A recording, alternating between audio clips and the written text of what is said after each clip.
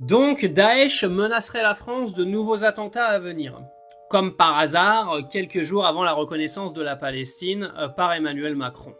Alors je vous lis l'article avant. Daesh appelle à commettre des attentats en France en réponse au génocide à Gaza. L'organisation terroriste appelle les jeunes musulmans monothéistes à tuer par tous les moyens les chrétiens et les juifs. Alors, on va essayer de retracer un petit peu qui est Daesh, quand est-ce que Daesh a été créé déjà, et savoir comment c'est possible que ça arrive genre 3 jours avant la reconnaissance de la Palestine. C'est étrange comme timing. Et comme par hasard, ça arrive au même moment où Benjamin Netanyahou et Israël balancent des menaces sur la France s'ils reconnaissent l'État de Palestine lundi. Ah, j'aime bien les coïncidences en géopolitique, parce qu'on dit que ça s'entremêle toujours au moment clé, mais faut peut-être arrêter de nous prendre pour des cons.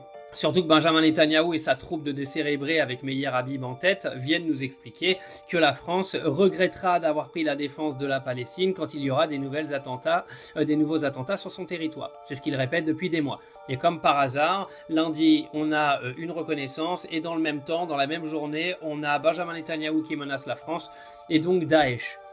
Et excusez-moi, mais qu'est-ce que Daesh viendrait menacer la France particulièrement dans ce qui se passe à Gaza, comme si la France était le pays numéro 1 responsable de ce qui se passe là-bas. Alors il faut savoir que le noyau dur de Daesh vient de Syrie et de l'Irak, c'est-à-dire deux pays qui ont été complètement déstabilisés par des puissances étrangères nommées les États-Unis et Israël. Alors là, on n'est pas dans cette vidéo pour entrer dans la théorie du complot, c'est juste qu'il faut comprendre qu'à l'intérieur de Daesh, il y a sûrement eu des financements de grandes puissances étrangères pour créer des déséquilibres et de la déstabilisation dans des pays stratégiques.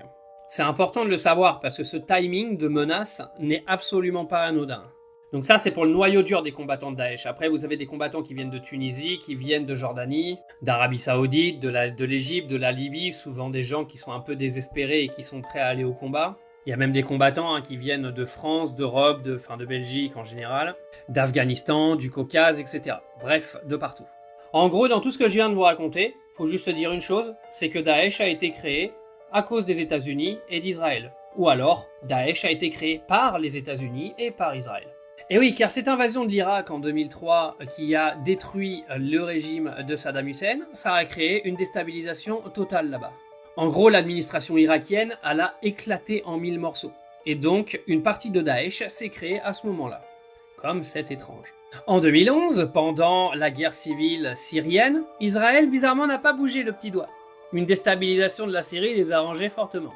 Et oui, car il fallait affaiblir clairement le régime de Bachar al-Assad. En gros, bizarrement, Israël a laissé faire des groupes armés islamistes dans le seul but d'affaiblir le régime syrien. Certains diraient même qu'Israël aurait